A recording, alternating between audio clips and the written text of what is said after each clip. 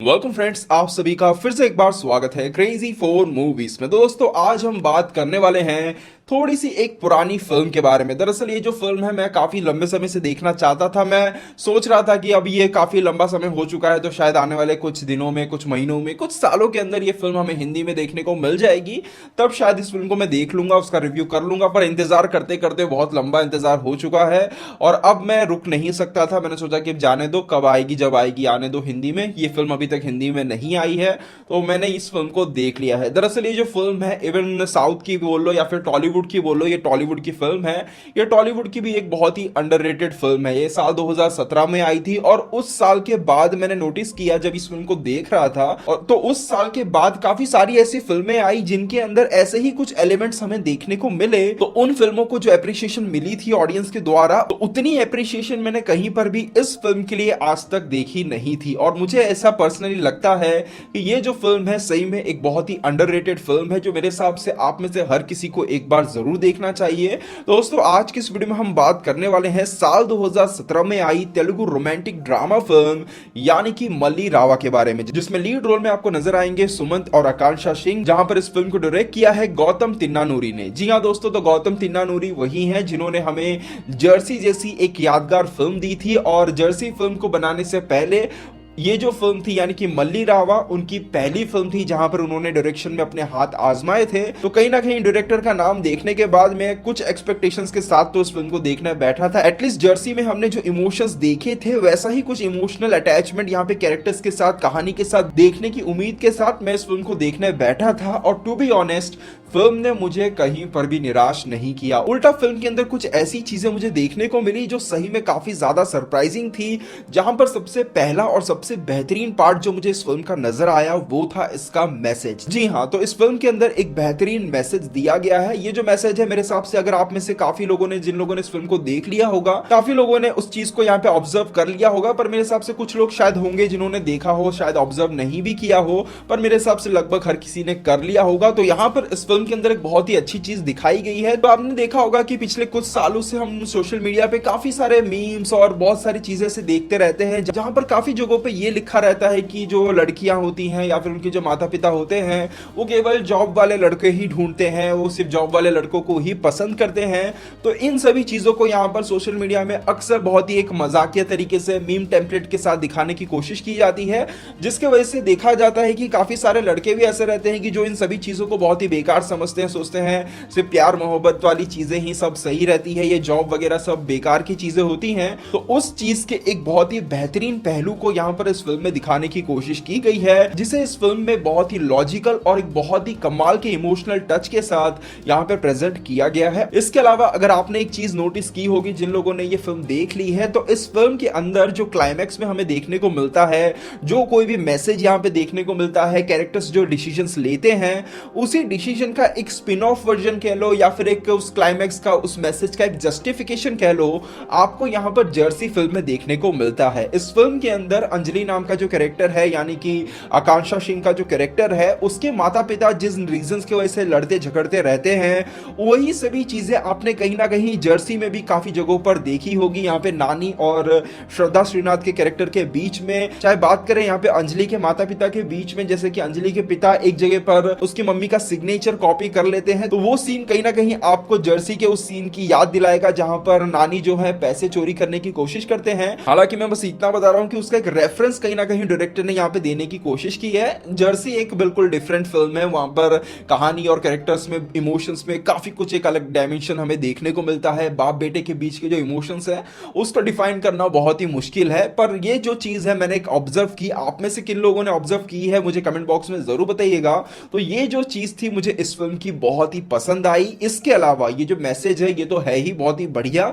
इसके अलावा ये जो फिल्म है एक बहुत ही प्यारी सी लव स्टोरी के साथ आती है, जहां पर कहना चाहूंगा कि फिल्म की जैसे ही शुरुआत होती है, फिल्म के पहले ही सीन से पता चल जाता है कि यहां पर हमें जो कैरेक्टर्स देखने मिलने वाले हैं ना, वो बेहतरीन तरीके से लिखे गए हैं। फिल्म के पहले ही सीन में आपको देखने को मिलता है कि यहाँ पे अंजलि का जो कैरेक्टर है वो आती है और बोलती है मैं ये शादी नहीं कर सकती हूं, और उस पर सुमंत का जो कैरेक्टर है कुछ भी भी नहीं बोलता है, उसे पूछता तक नहीं है कि क्यों, किस लिए, कोई रीजंस नहीं पूछता है। और इस किस्म के रिएक्शन को देखकर मुझे तुरंत 96 फिल्म की याद आ गई। हालांकि 96 इसके बाद आई थी, पर उस किस्म की जो फीलिंग है, उस किस्म की जो इमोशनल बॉन्डिंग है, जो इनोसेंस है, जो विश्वास है, वो हमें यहां पर इस फिल्म में साल 2017 में ही देखने को मिल सकता था, पर हम उस वक्त इस फिल्म को देख नहीं पाए थे। तो फिल्म में जो लव स्टोरी हमें देखने को मिलती है, उसके अंदर वो इनोसेंस है, उसके अंदर वो सोल है, वो बॉन्डिंग है, वो विश्वास है, जो सही में काबिल तारीफ है और आपको फिल्म की कहानी के साथ पूरी तरह से इमोशनली कनेक्ट कर जाती है। इसके अलावा फिल्म में आपको अच्छी कॉमेडी भी देखने को मिलती है।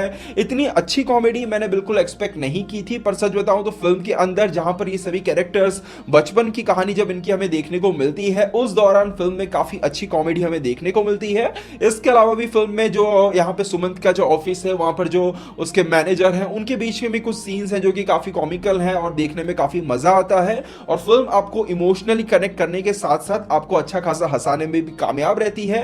हाँ, कह सकते हैं कि इस फिल्म को एक कमर्शियल टच के साथ बनाया गया है, जहां पर फिल्म को देखते वक्त आपको कुछ सीन्स ऐसे नजर आएंगे जो थोड़े से ज्यादा फिल्मी हो जाते हैं। तो कह सकते हैं कि ये फिल्म जो है साल 2017 में बनी थी और तेलुगु ऑडियंस के लिए बनाई गई थी, तो एक कमर्शियल टच के साथ बनाई गई हो, पर इतना कुछ करने के बावजूद भी उस वक्त थिएटर्स में ज्यादा ऑडियंस देखने नहीं गई थी इस फिल्म को। तो अच्छी कॉमेडी, अच्छी परफॉर्मेंस और एक प्यारी सी लव स्टोरी, इस फिल्म के अंदर इन तीनों ही चीजों को इतनी बढ़िया तरीके से मेंटेन किया जाता है कि थ्रू आउट द फिल्म आप कहीं पर भी बोर नहीं होने वाले हो। उल्टा ये जो फिल्म है आपको अपने साथ पूरी तरह से जोड़ के रखेगी। एक रोमांटिक ड्रामा फिल्म के अंदर हमेशा से अगर कोई चीज अच्छी तरीके से जान डाल पाती है तो वो होते हैं उसके इमोशनल सीन्स।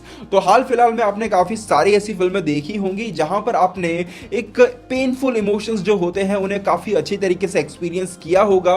मैं नाम लेकर किसी फिल्म के साथ कंपेयर करने की कोशिश नहीं करूंगा, पर आपने किया होगा जो एक पेनफुल इमोशंस होते हैं, जहां पर कैरेक्टर्स जो होते हैं खुल के बोल नहीं पाते हैं चीजों को, पर उनके जो इमोशंस होते हैं वो आप फील कर पाते हो। तो उस किस्म के इमोशंस को अगर आप फिर से एक्सपीरियंस करना चाहते हो तो मैं तो कहूंगा कि साल 2017 में बनी ये फिल्म आप साल 2021 में एक बार जरूर देखिए, आपको कहीं पर भी निराशा नहीं होगी। क्योंकि इस फिल्म के अंदर जितने भी इमोशनल सीन्स हमें देखने को मिलते हैं, वहां पर जितने भी एक्टर्स हैं उन्होंने इतनी कमाल तरीके से परफॉर्म किया है। एट द सेम टाइम जो डायलॉग्स हमें सुनने को मिलते हैं वो भी इतने बेहतरीन तरीके से लिखे गए हैं कि सही में फिल्म में कुछ ऐसे सीन्स आपको देखने को मिलेंगे जहां पर आपकी आंखों में आंसू आ जाएंगे। एक छोटा सा पर एक स्पॉइलर फ्री एग्जांपल आपको देने की कोशिश करूंगा। यहां पर अंजलि नाम का जो कैरेक्टर है आकांक्षा सिंह का, उसके पिता का जो रोल प्ले कर रहे हैं, तो उनका जो रोल है थ्रू आउट द फिल्म मुश्किल से 5 से 10 मिनट का, हार्डली 5-10 मिनट का उनका रोल है। पर कहीं ना कहीं अगर आप फिल्म की कहानी को देखोगे तो उनका जो कैरेक्टर है फिल्म की कहानी के ऊपर एक बहुत ही बड़ा इंपैक्ट डालता है। तो एक ऐसा कैरेक्टर जब फिल्म के क्लाइमैक्स में एक डायलॉग बोलता है जो मैं बिल्कुल कभी भूलने नहीं वाला हूं, जहां पर वो अपनी बेटी से बोलते हैं इदी नेनु वाड़ू वेरे। तो वो जो डायलॉग जब आता है ना फिल्म के क्लाइमैक्स से जस्ट थोड़ी कुछ मिनटों पहले जब वो डायलॉग्स आया था ना, कसम से बोल रहा हूं मेरे रोंगटे खड़े हो गए थे। मतलब कमाल का सीन था और उस कैरेक्टर के द्वारा ये जो डायलॉग जब सुनने को मिलता है ना, दिल खुश हो जाता है। और फिल्म का जो क्लाइमैक्स है, क्लाइमैक्स को भी बहुत ही बेहतरीन तरीके से लिखा गया है और बहुत ही इंप्रेसिव क्लाइमैक्स हमें यहाँ पे देखने को मिलता है। इसके अलावा बात करें कास्ट परफॉर्मेंस की, तो कहने की कोई जरूरत है नहीं इतना कुछ सुनने के बाद कि कास्ट ने जो परफॉर्मेंस दी है इस फिल्म के अंदर वो बहुत ही बेहतरीन है। चाहे बात करें सुमंत की, यहाँ पे सुमंत का जो दोस्त का रोल प्ले कर रहे हैं उनकी, आकांक्षा सिंह की, सभी ने बहुत ही बेहतरीन तरीके से यहाँ पे काम किया है। और सुमंत के बारे में तो कहना चाहूंगा कि इस फिल्म में उन्होंने अपने कैरेक्टर में जान डाल दी है। उनके एक्सप्रेशंस, उनकी डायलॉग डिलीवरी और जिस तरह से उस कैरेक्टर को उन्होंने प्ले किया है वो बहुत ही बेहतरीन तरीके से उन्होंने यहाँ पे निभाया है। और कुछ सीन्स में उनकी आंखों को देखकर, उनकी आंखों में वो जो दर्द है वो आप खुद महसूस कर पाओगे। तो कैरेक्टर्स बहुत ही बेहतरीन तरीके से लिखे गए हैं और जितनी बेहतरीन तरीके से लिखे गए हैं उतनी ही कमाल तरीके से परफॉर्म भी किए गए हैं। इसके अलावा फिल्म का जो एक और बहुत बड़ा प्लस पॉइंट है वो है यहाँ पे इसका म्यूजिक। फिल्म के एक एक गाने कमाल के हैं, उनके लिरिक्स कमाल के हैं। अगर आपको तेलुगु समझ नहीं भी आती है पूरी तरह से, आप सबटाइटल्स के साथ देख रहे हो, फिर भी गानों की जो धुन है आपको साफ साफ कैरेक्टर्स की जो इमोशंस है, उनका जो दर्द है, उसे एक्सपीरियंस करने में मदद करने वाली है। इसके अलावा इस पूरी फिल्म में मुझे मुझे एक चीज अगर कहीं पर थोड़ी सी खली तो वो बस मैं इतना कहना चाहूंगा कि फिल्म जो है जिस तरह से प्रेजेंट और पास्ट में जाती रहती है, तो वहां पर काफी जगहों पर एडिटिंग के दौरान मुझे ऐसा लगा कि कुछ जगहों पर जो कंटिन्यूटी होती है वो उतनी अच्छी तरीके से मेंटेन नहीं हो पाती है। कुछ सीन्स ऐसे लगते हैं कि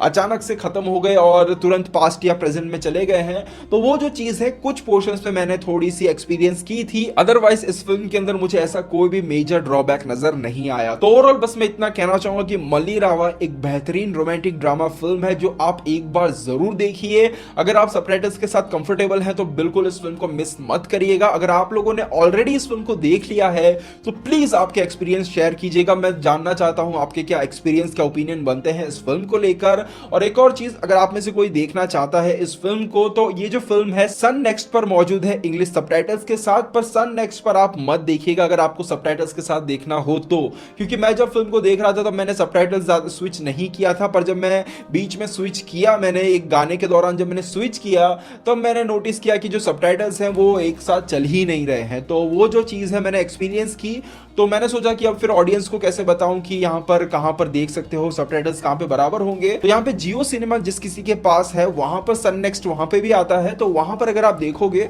तो वहां पर सबटाइटल्स वगैरह जो है वो एकदम बराबर चल रहे हैं। एमएक्स प्लेयर पे भी ये फिल्म मौजूद है, वहां पर भी सन नेक्स्ट आता है, पर वहां पर भी सबटाइटल्स बिल्कुल मौजूद नहीं है, तो वहां पर मत जाइएगा। तो जो लोग बिना सबटाइटल्स के साथ देखना चाहते हैं वो सन नेक्स्ट पर देख सकते हैं, जो सबटाइटल्स के साथ देखना चाहते हैं तो मैं रिकमेंड करूंगा कि जियो सिनेमा में जाकर देखिएगा। दोस्तों यहीं तक था आज का वीडियो, उम्मीद करते वीडियो आपको पसंद आया होगा। वीडियो पसंद, वीडियो को लाइक और शेयर जरूर कीजिएगा। मिलते हैं हमारे अगले वीडियो में, तब तक के लिए बाय बाय, टेक केयर।